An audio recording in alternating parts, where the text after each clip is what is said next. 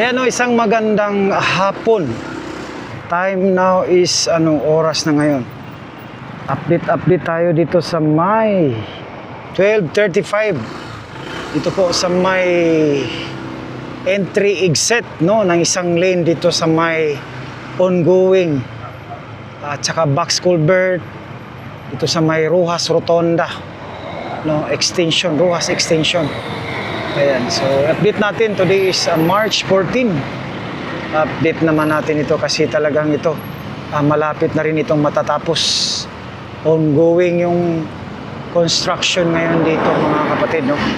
Ayan, so daanan natin, update natin kung ano ang mga pagbabago dito ngayon, no? So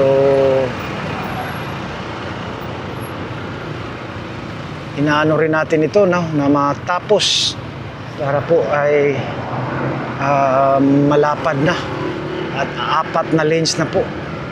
Sobra pa 4 na lanes. So pasok tayo dito.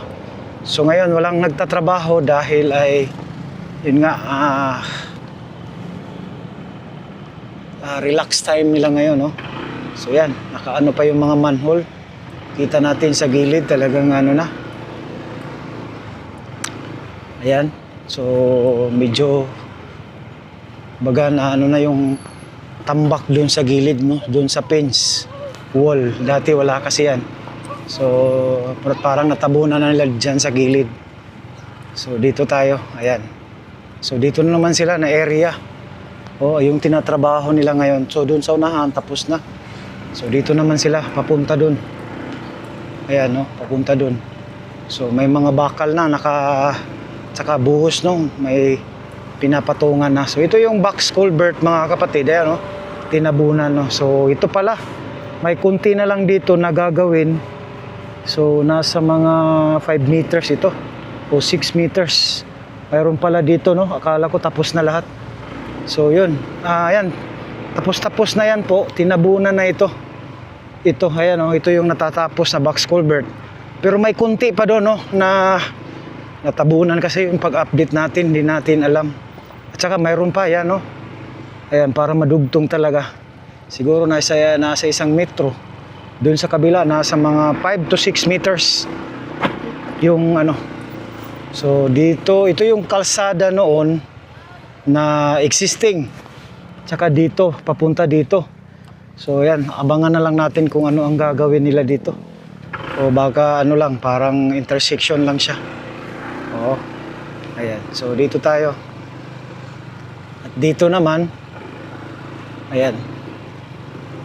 Kita natin. So medyo nagtataasan na po yung mga ano dito, yung fence. So yan nga, matibay yan kasi may poste. Saka napakakapal po no ng mga pangalan dyan mga kapatid ng hollow block. At saka sa ibabaw kita natin, binuhusan rin, no? Sa likod niyan may ilkap pa nung yung pundasyon talaga niyan. So hindi basta-basta matumba. So yan, napakahangin ngayon, parang aircon. Mainit pero may hangin, sabay na hangin. So okay lang. So it's good to the workers, no?